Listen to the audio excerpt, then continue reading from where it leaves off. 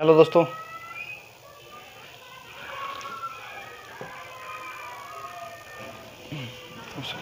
थोड़ा सा देख तो अंडरस्टैंडिंग तो नहीं ना।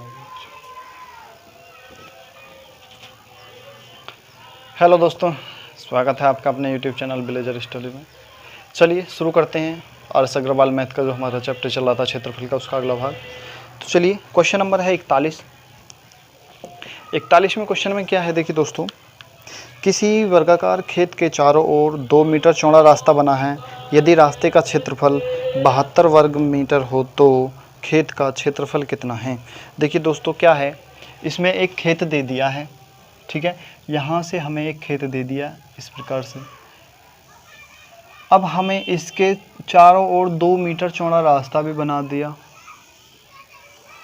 इस प्रकार से, और इस रास्ते की जो चौड़ाई है 2 मीटर है, ठीक है।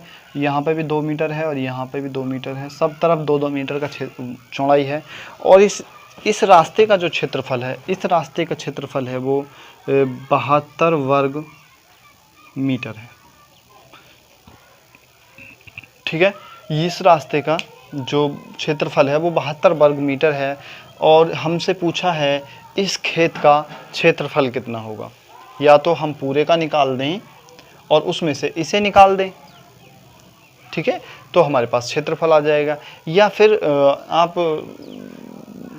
इसको निकालेंगे, कैसे निकालेंगे, इसके देखिए 2 तरीके हैं इस तरह के सवालों को। या तो आप ऑप्शन से कर लीजिए या फिर एक्स मान के कर लीजिए। एक तरीका और है जिसे थोड़ा सा हमने अपने लॉजिकल तरीके से बनाया है।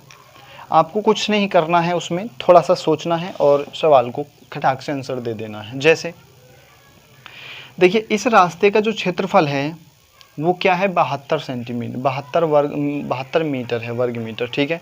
अगर हम यहाँ पे हम मान लेते 1 मीटर चौड़ा होता तो ये चारों ओर का परिमाप नहीं हो जाता, ठीक है।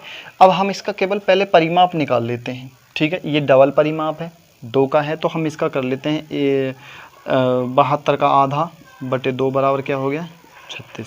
अब 36 जो मीटर है वो इसका चारों ओर, क्योंकि यहाँ की लंबाई और यहाँ की लंबाई जब जाके वो 36 आया है, ठीक है, लंबाई आ गई है उसकी 36। ये हो गया हमारा 36, 4a बराबर 36, और a की वैल्यू क्या आ गई, 9। यानी यहाँ से यहाँ तक की जो लंबाई है वो 9 मीटर है, ठीक है। अब देखिए, जो 9 मीटर लंबाई आई है ये क्या है, ये है हमारी इसकी यहाँ से यहाँ तक की लंबाई, लेकिन इसमें 2 मीटर अभी एक्स्ट्रा है। तो इसमें से हम क्षेत्रफल निकालना है हमें इसका, तो इसमें से 2 मीटर निकाल दें, ठीक है। 2 मीटर निकाल दें तो हमारी जो इस खेत की लंबाई आ जाएगी, इसमें से 2 निकालेंगे तो क्या आ जाएगा, 9 माइनस 2 बराबर 7। इसके जो लंबाई है खेत के जो है 7 मीटर की है, ठीक है। और हमें निकालना है इसका क्षेत्रफल, तो क्षेत्रफल बराबर क्या होता है, भुजा स्क्वायर, ठीक है। यानी a का स्क्वायर बराबर क्या हो जाएगा, a का मतलब 7 का स्क्वायर बराबर क्या हो जाएगा, 7 7 49, ये हमारा आंसर आ जाएगा। आप चाहें तो पूरे का क्षेत्रफल भी निकाल करके, ठीक है, पूरे का क्षेत्रफल भी निकाल लीजिए, तब भी आंसर आ जाएगा, कोई दिक्कत वाली बात नहीं है। लेकिन यहाँ से आपको सिर्फ 2 ही कम करना है, 4 ना कम करें, क्योंकि दिक्कत हो जाएगी। कभी आप सोच रहे हो कि यहाँ से यहाँ तक कि 4 मीटर, नहीं, 4 नहीं, 2 कम होगा, ठीक है। इस तरह से आप सॉल्व कर सकते हैं, आंसर खटाक से आ जाएगा। या फिर आप ऑप्शन से कर सकते हैं। देखिए क्वेश्चन नंबर 42वां क्वेश्चन है, एक वर्गाकार मैदान का क्षेत्रफल जो है, एक वर्गाकार मैदान का क्षेत्रफल 1764। एक वर्गाकार मैदान है और इसका जो क्षेत्रफल है वो 1764 मीटर, वर्ग मीटर है, ठीक है, वर्ग मीटर है। अब क्या है, इसमें इससे 4 गुना बड़े वर्गाकार मैदान की परिमिति कितनी होगी।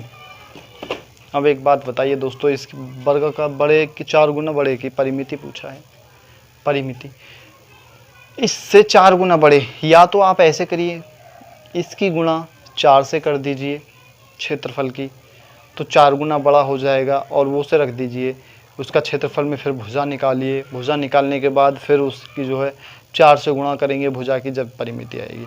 या फिर आप ऐसा करिए कि इसकी ही हम भुजा निकाल लेते हैं और फिर बाद में उसे कैलकुलेशन करेंगे। जैसे 1764 है, अभी 1764 किसका वर्ग होगा ये देखना है।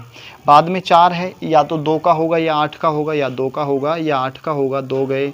यहाँ पे बचा ये किसका वर्ग है, ये है 4 का। 4 के वर्ग के बराबर है तो यहाँ पे या तो 48 होगा या 42 होगा। अब हमें देखना है कि कौन से के बराबर है। बड़ा निकालना है तो बड़ी संख्या से हम 5 से करेंगे तो क्या हो जाएगा, देखिए 5 पंजे 25 हो जाएगा। 25 से तो ये बहुत कम है, लेकिन 4 चौक 16, 16 से तो एक ज़्यादा है, तो हमारी छोटी वाली संख्या हो जाएगी, क्या हो जाएगी, 42 का वर्ग है। ठीक है, अब हमें पता है कि इसकी भुजा कितनी हो गई, ये हो गई 42 का वर्ग है, भुजा हो गई 42 मीटर की। ठीक है, अब 42 की भुजा हो गई हमारी। जब ये 42 की भुजा है तो इसका क्या है, 4 गुना है। अब हम मान लेते हैं 4 गुना मतलब एक ऐसा ही वृत्त एक इधर को बना दिया और एक ऐसा ही वृत्त इधर को बना दिया, 3 गुना हो गया, और एक ऐसा ही वृत्त इधर को बना दिया, 4 गुना हो गया।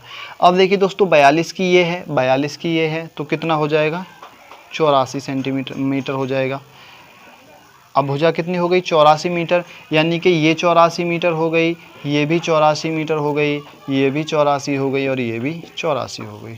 ठीक है, 84। अब हमसे पूछा है परिमिति कितनी है, तो परिमिति कितनी होती है 4a, तो a की वैल्यू कितनी है 84, तो 84 की 4 से कर देंगे गुणा, तो क्या हो जाएगा, 4 चौक 16 का 6, यहाँ से लगा 1, और 8 चौक 32, 1 33, ये हमारा आंसर हो जाएगा। 336 परिमिति होगी चारों ओर की। ठीक है, इस तरह से कर सकते हैं। 43वां देखेंगे।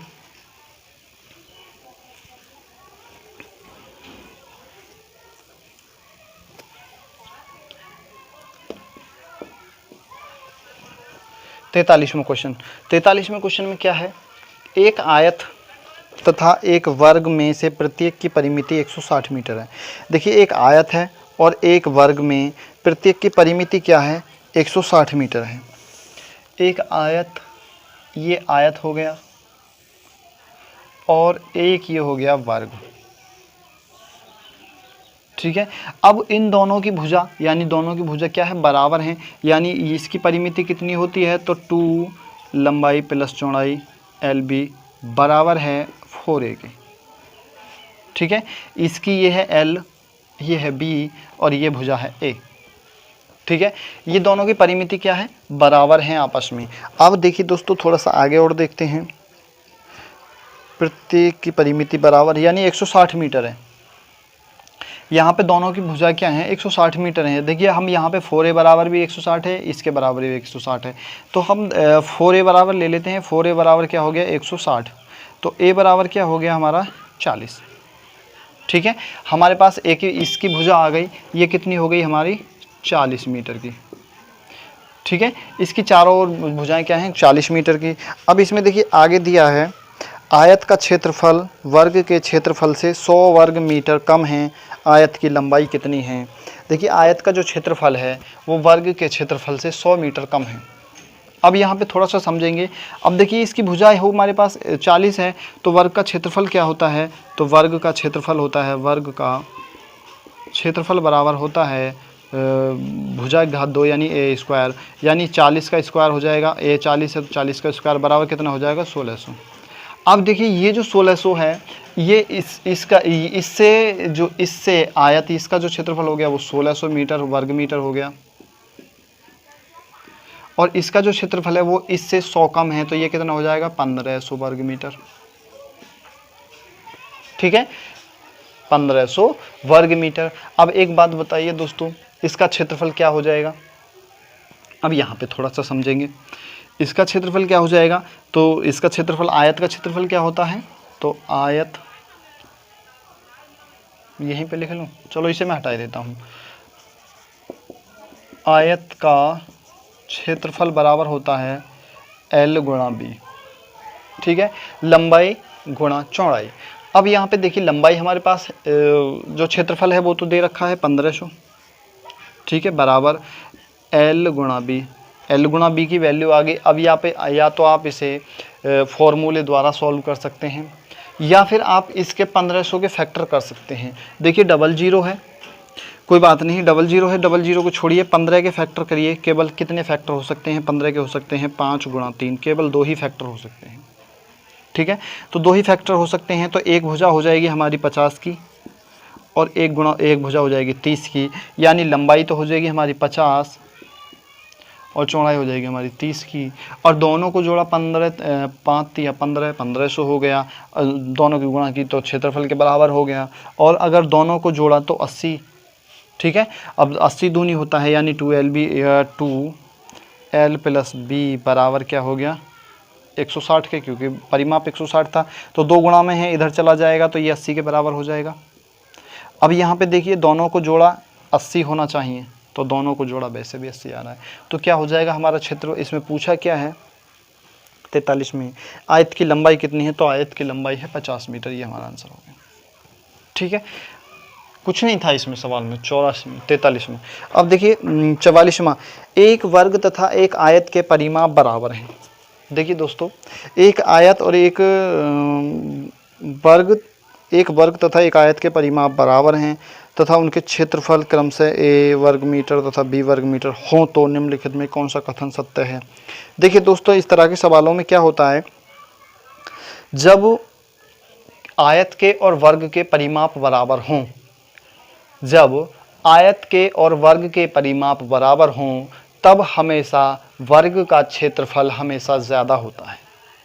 ठीक है, जब आयत और वर्ग के परिमाप, केवल परिमाप ध्यान देंगे, परिमाप बराबर हों तब वर्ग का क्षेत्रफल हमेशा ज़्यादा होता है।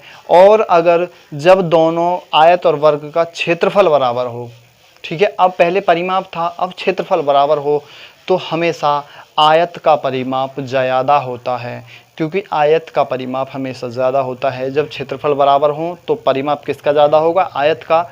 और जब परिमाप बराबर हों, देखिए जब क्षेत्रफल बराबर हों तो आयत का परिमाप हमेशा ज़्यादा होगा, और जब परिमाप बराबर हों तो वर्ग का क्षेत्रफल हमेशा ज़्यादा होगा। ध्यान देने वाली बातें।